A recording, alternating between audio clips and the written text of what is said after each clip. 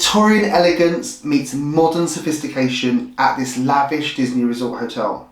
Today we're going to tell you all about Disney's Grand Floridian Resort and Spa here on Walt Disney World Adults Only.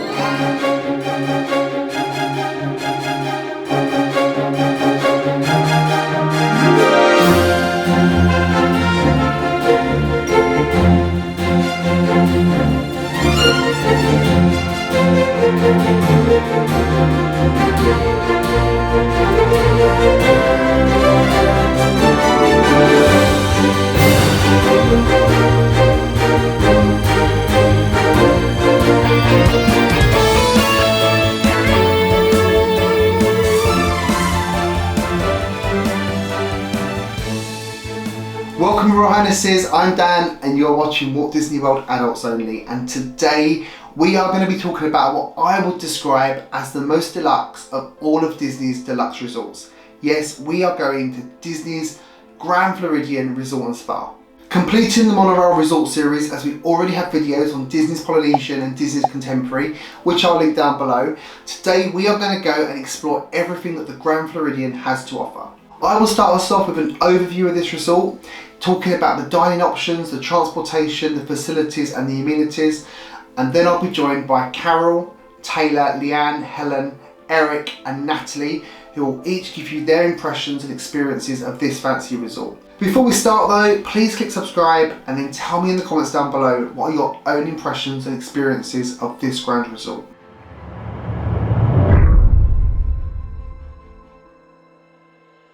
The Grand Floridian Resort and Spa is a Victorian themed luxury hotel located in the Magic Kingdom area of Walt Disney World. It opened back in 1988 as the Grand Floridian Beach Resort, and it has 867 rooms located in 6 different buildings. This resort has distinctive red gabled roofs and white walls, and everything about it just exudes class and sophistication. The main building boasts a 5-story lobby, a replica cage elevator, stained glass domes and Italian marble floors with inlays of Disney characters. Before COVID times, a pianist played the grand piano every afternoon and the evenings went full on with an orchestra playing on the 2nd floor. This resort has views of Magic Kingdom across Seven Seas Lagoon too. In 2013, 147 Disney Vacation Club villas were added to this resort. There is a current plan to convert one of the buildings into a further 200 DVC villas. These are forecast to be completed by summer 2022. Taking a look now at the restaurants here, and you really are spoilt for choice. Let us start at the very top and undoubtedly at the highest end restaurant in the whole of Walt Disney World. That's right, the Grand Floridian is home to Victoria and Albert's. This restaurant has received a AAA Diamond Award every year since 2000 and is one of only 3 restaurants in the whole of Florida to receive this award. Named after Queen Victoria and Albert the Prince Consort, this restaurant opens for dinner and has a menu which changes seasonally.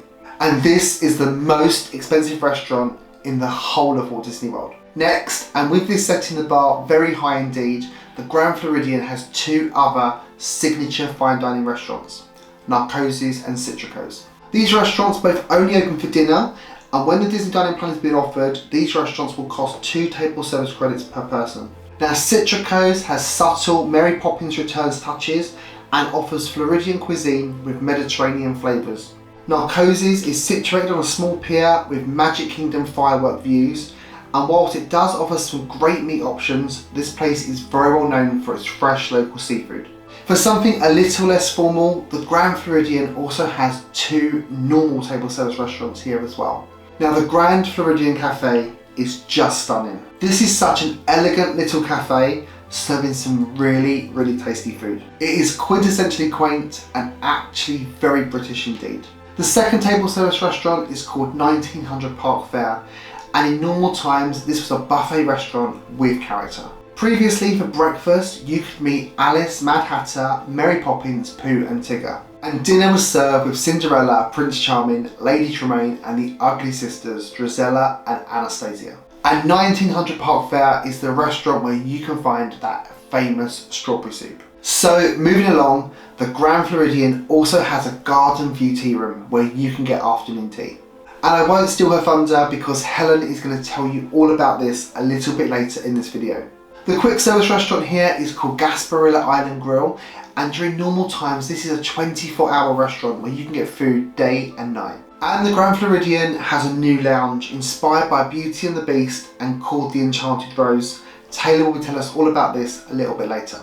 So I think it's fair to say you will not be going hungry if you stay at this resort. Moving on to transportation options, this resort has a walking path to Magic Kingdom or to the Polynesian, and of course you can walk from the Magic Kingdom to the Contemporary as well. There is a boat taxi which takes you to the Magic Kingdom but also stops at the Polynesian as well, and of course this resort is on the monorail loop, so easy access to Magic Kingdom, the Contemporary, the Polynesian, and also to Epcot via the Transportation and Ticket Centre. The Grand Floridian is served by the Disney bus transportation too. This resort is well equipped in terms of facilities as well, probably one of the best in the whole of Walt Disney World. This resort has two pools, the beach pool and the courtyard pool. The beach pool overlooks Seven Seas Lagoon and features a water slide, waterfalls and zero depth entry.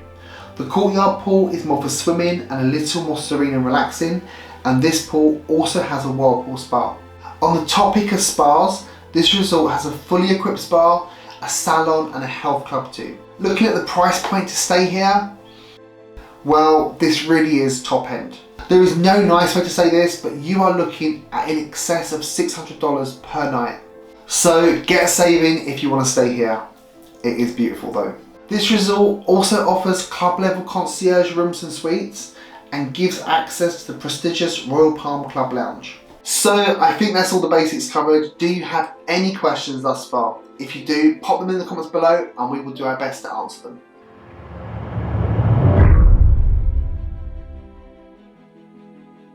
Now let's hear some experiences, and let us start with Little Miss Fancy Nancy herself.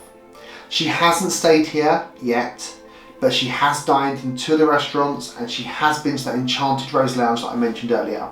So Taylor, tell us about your experiences and whether you would recommend a stay at the Grand Floridian. Thanks, Dan. I got dressed up for the occasion to live up to my new nickname.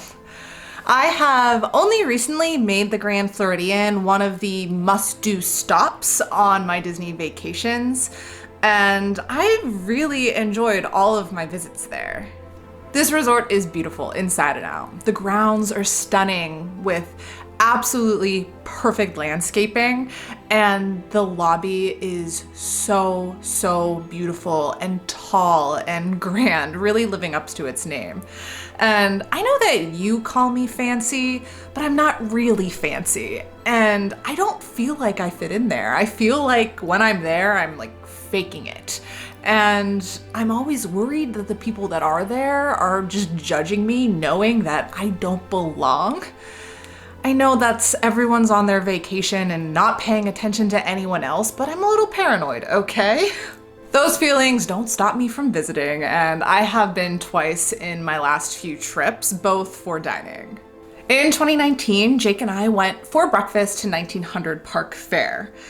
It was buffet style, and I thought the food was okay, standard buffet, except for the strawberry soup, which is phenomenal. But the real winner of this meal was the character interactions. We met Winnie the Pooh, Tigger, Mary Poppins, the Mad Hatter, and Alice, and every single interaction was really great. We got some fantastic pictures, so I definitely recommend this for those character interactions, but maybe not for the food. There are other better breakfast options on property. And then May of this year, I took my mom to the Grand Floridian for the first time, and we visited the Enchanted Rose and had dinner at the Grand Floridian Cafe. I actually have vlogs about both of these experiences. If you want to check them out, they will be linked in the description down below.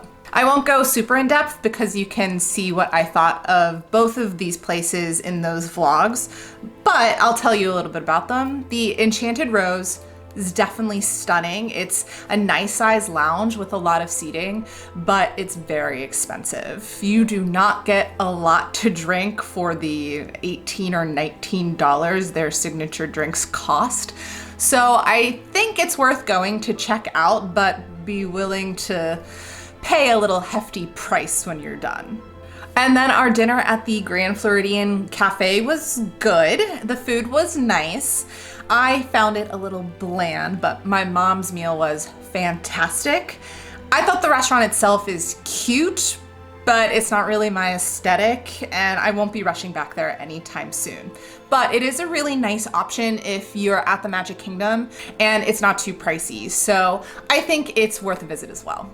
Citricos, Narcoossees, and Victorian Alberts are all on my list to dine in the future, so I will definitely be returning to the Grand Floridian, though I don't see myself ever staying there unless I was given like a free stay or something. The theming really just isn't my style, and if I were to pay those prices for a monorail resort, I would pick the Poly. It's just more me. But making at least a visit to the Grand Floridian should definitely be on your to-do list on your next Walt Disney World vacation. Helen, I know you've done the afternoon tea experience. How very English of you.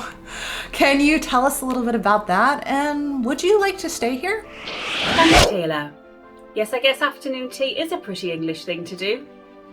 Back in 2019, I decided to treat my parents to afternoon tea at the Grand Floridian. They raved about it and enjoyed it so much that when we returned in January 2020, we decided to try it for ourselves. When we checked in at the podium at the garden tea rooms, we only had a short wait before we were seated at our table. The server went through the menu with us and explained all the different teas available. Now, unfortunately, I don't drink tea, but the server was so lovely that she offered coffee to me and brought it in a teapot. I thought this was such a lovely gesture and I didn't feel left out. When our afternoon tea arrived, it was beautifully presented. We had finger sandwiches, scones, strawberries dipped in chocolate, my partner had a trifle, and I had a fantastic chocolate mousse. Everything was extremely tasty and the server was very attentive, constantly coming back over to see if we needed refills. The cost of afternoon tea at the Grand Floridian tea rooms can be between $35 to $75, depending if you need any additional extras. I do think this could be a little bit overpriced, but however, the service was exceptional and we really enjoyed it. But would I do it again? Possibly not. After our afternoon tea, we took the time to have a look around the grounds. I didn't realise how big the Grand Floridian was. We saw the wedding chapel and the beach area, which was absolutely stunning. Now, I don't think I would stay here because I don't think I could justify the cost of this resort. However, I can understand why some people would want to stay here, as it's so beautiful. I know you haven't stayed here either, Eric, but you visited to see the Gingerbread house? Is that right? That's right, Helen. I have not stayed at the Grand Floridian before, but like you said, I have been there specifically to go see the giant gingerbread house that they have on display during the holidays. If you're not familiar with what I'm talking about, the Grand Floridian has a giant life-size gingerbread house that the pastry chefs put together every year, and they have it on display throughout the holiday season. The gingerbread house is real gingerbread. It's actual real gingerbread and icing that they use to put it together. And it's large enough to where people actually go in, cast members are inside of the gingerbread house, and they sell sweets and snacks and pieces of gingerbread and merchandise that you can buy from the gingerbread house. As soon as we walked through the door of the Grand Floridian, we were hit in the nose with the sweet, delicious smell of gingerbread. The smell of the gingerbread house really does fill the entire lobby. It's all you can smell when you're in there. Everything was beautiful. Everything was decorated really nice for the holiday season, but I don't think I would ever really want to stay at the Grand Floridian. First of all, I can't justify the cost. Maybe for a special event or a special occasion, it may be worth staying there, maybe for a honeymoon or a specific, milestone anniversary that we were celebrating. Maybe I would stay there. But most of the time when we do Disney, we're in the parks from rope drop until close. So we're not in the hotel or the resort that often or that much. We just kind of use it as a place to sleep and rest and shower and get ready for the next day. So for that reason, I don't think that I would justify paying the cost of the Grand Floridian. Again, it's just a little bit too fancy for me, but maybe for a special event or a special occasion, we would consider staying there. Now, Carol, I know that you like to get value for your money when staying at Disney. So I'm thinking that you probably wouldn't want to stay at the Grand Floridian either. But I know that you have had some great dining experiences there. Tell us about them. I agree, Eric. I'd rather spend my money on a nice signature dining or two rather than putting my head on a pillow at a very expensive resort. I just don't spend enough time at the resort to warrant the cost. But Grand Floridian has 3 very nice restaurants that I've been to. I've been to Citricos, Narcoossee's, and 1900 Park Fair. Now, Citricos and Narcoosee's are both signature dining restaurants. I think Narcoosee is much more elegant. At Citricos, we were there for our anniversary, and they gave us a paper copy of our menu saying Happy Anniversary Fran and Carol on it as a souvenir, and that was sort of nice. But other than that, I didn't really get a signature feel for this restaurant. I had a pork chop, which is no longer on the menu. It was okay. It was a pork chop. Good, but there wasn't anything special about it. And I had the chocolate torte for dessert. And I also had the chocolate torte for dessert at Narcoosee's, but it just seemed a little fresher at Narcoosee's. Maybe I just caught it on a better day. At Narcoosee's, the atmosphere lends to the signature dining experience. You're overlooking the bay, which leads to Magic Kingdom. And if you time it right at night, you can see the fireworks. I just felt that Narcoosee's was a much better signature experience. Now, at the other end of the spectrum, 1900 Park Fair for breakfast is just a bunch of fun. I love sitting in the lobby waiting to get seated, and you get that elegance of the Grand Floridian without paying the price. 1900 Park Fair has your traditional breakfast buffet. Nothing stood out as exceptional over other Disney buffets. It was good, it was fresh, it was filling. I had a mimosa with breakfast, which is a great way to start the day. But the high point here are the characters. This is one of the best character interactions I saw. The characters were really into character, and you saw unusual ones. Natalie, I'm sure you've eaten here, right? Thanks, Carol. Now, the Grand Floridian is an absolutely stunning resort, and I look forward to seeing the buildings every time I pass on the monorail. They're that pretty. However, I'm not sure it's quite the right resort for me. I just didn't feel like I quite fitted in when I've explored the resort before.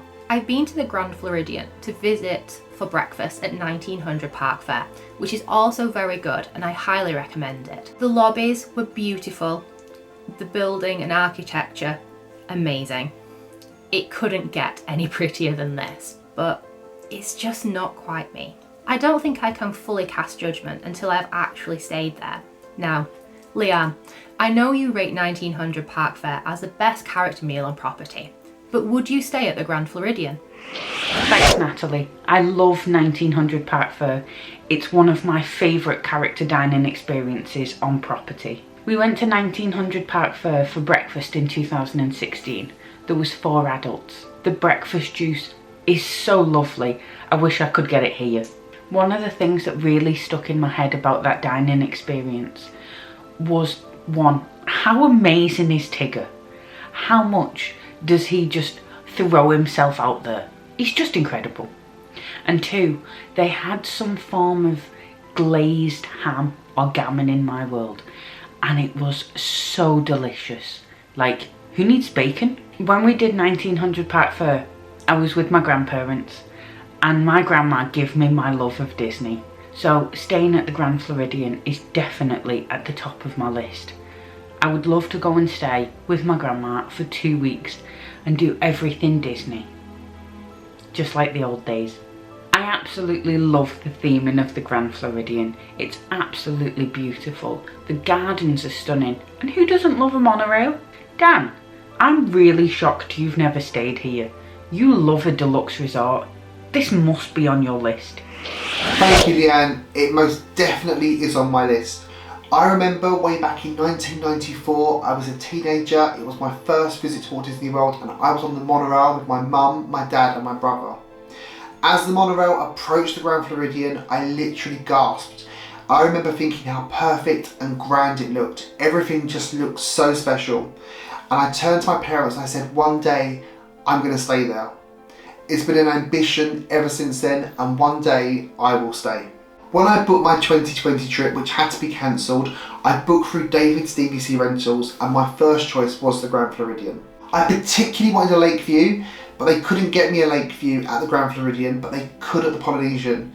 The Poly is very, very, very high on my list as well, so I went with that. Sadly for me, due to COVID, I didn't get to stay at either of them, but it will happen though, I promise. So I haven't stayed here yet, but I've visited many, many times. It's a must-do for me for every single trip. The lobby alone is just breathtaking. It feels so grand, so serene, and so incredibly special. I have spent some serious time exploring this resort. The grounds are so well kept, and I've been to the spa as well. It's so nice. And the pool looks really great as well. I really want to go in that. I have eaten at Gasparilla Island Grill, 1900 park fare, but the star for me here is the Grand Floridian Cafe. Just incredible. Such a cute little cafe that serves delicious food in a more adult, grown-up setting. It's classy and a great little retreat from the madness of the parks. It is tranquil, relaxing, and that lobster thermidor burger is to die for. I want to try both Narcoossees and Citricos in the future, but I'm not really as drawn on their menu as I am on other signature restaurants that I've not yet dined at. Victoria and Albert's though is the complete opposite. It's total bucket list for me. This looks like such a wonderful experience. My better half and I do love a great restaurant here in London, so this would suit us both. I honestly cannot wait for an opportunity to eat here. So staying at the Grand Floridian for me would be a dream come true. Literally a childhood goal achieved.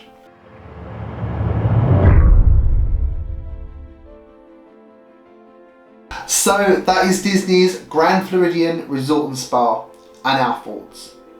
What about you? Would you like to stay here? Tell us in the comments down below. We now have lots and lots of Walt Disney World Resort hotel videos and vlogs too. We've put those videos all into one playlist which you can find in the description below, and also a link should pop up here as well. So all that remains is our call outro. Hit it, team. Thank you so much for watching this video. If you like this video, please hit the thumbs up. Don't forget to share with all your friends. Hit that notification bell so you know when our next video lands. If you're not already a member of our Walt Disney World Adults Only Facebook page, join us there where we will continue this discussion along with many, many more. The link is in the description below. And as always, remember, never grow up.